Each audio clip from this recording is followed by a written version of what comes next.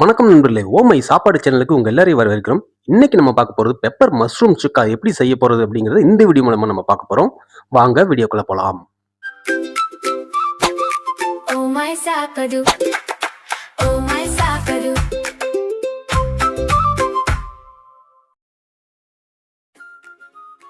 ஒரு பேன்ல எண்ணெய் ஊற்றி அது காஞ்சதுக்கு அப்புறம் சிறிதளவு கடுகு சேர்த்துக்கலாம்.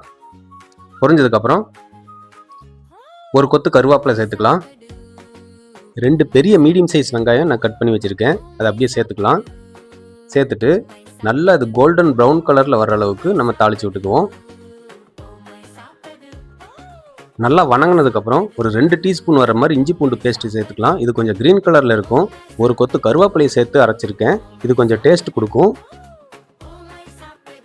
ஒரே ஒரு பெரிய சைஸ் தக்காளி ஒன்று பொடி பொடியாக நறுக்கி வச்சுருக்கேன், அதை அப்படியே உள்ளே சேர்த்துக்கிட்டு நல்லா வணக்கி விட்டுருவோம்.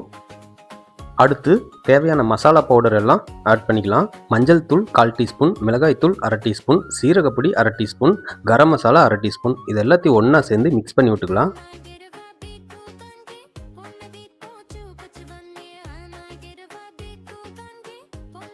அடுத்து க்ளீன் பண்ணி கட் பண்ணி வச்சுருக்கிற காளான்லாம் ஆட் பண்ணிக்கலாம்.